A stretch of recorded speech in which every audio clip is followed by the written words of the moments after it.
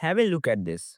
This is one of those rare positions where just by looking at it, you can't actually tell who is winning. To know who is winning, you first need to know who has the turn right now. Because in this position, the player who moves first actually loses. To know why it's happening, you need to know the most paradoxical concept in chess. A concept so powerful that just a single wrong move can make the game draw.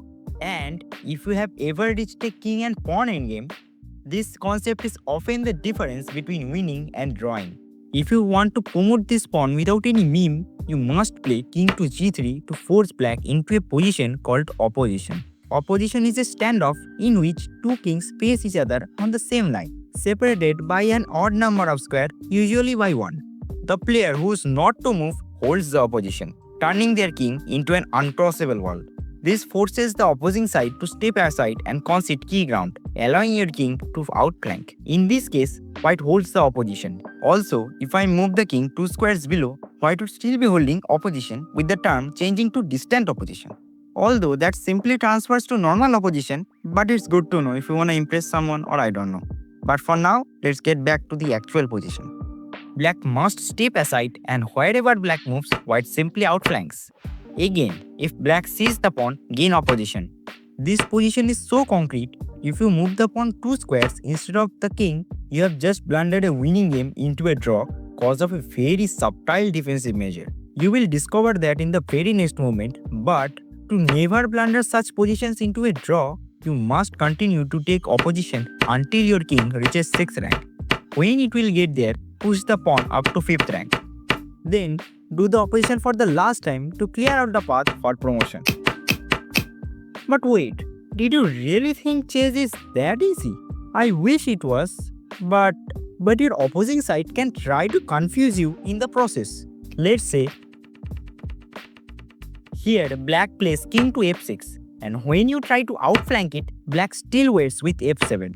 So, what do you do now? If you had thought of moving the pawn 2 squares, then congratulations, you again blundered the winning endgame. Instead, you must play king to e5 here. But wait, black now can take opposition. So, are you done?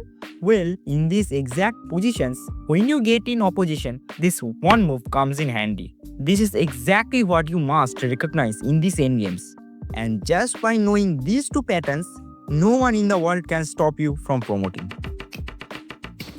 But what if, in this position, you are the black side and your overconfident opponent moves the pawn instead of the king?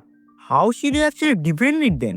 While defending, you always be careful that the opposing side can't access the square in front of the pawn. So, king to e6, moving in the same line as the pawn to keep the control of the square in front of the pawn. The pawn is pushed and king steps back, making sure the king is on the same file as the pawn to keep the square protected. Whenever your opponent's king would try to access the square in front of the pawn, simply gain opposition. Repeat this process until you get that draw. And the most interesting part about this process is the paradoxical nature of it.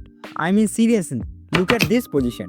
Nobody would really wanna move here. If black moves, then simply pawn push.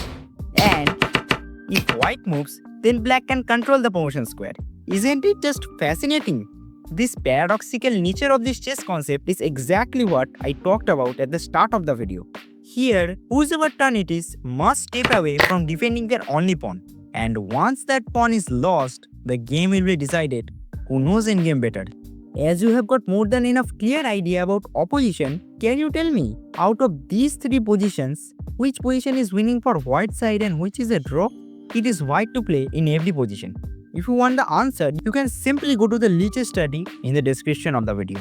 You have just learned how a single concept can decide an entire endgame. But here's the weird thing. The exact idea exists in the opening too. Everybody tells you to understand the opening. But what does they actually mean by that? If you have ever wondered how advanced players instantly recognize what both sides are trying to achieve, you can check out this video right here.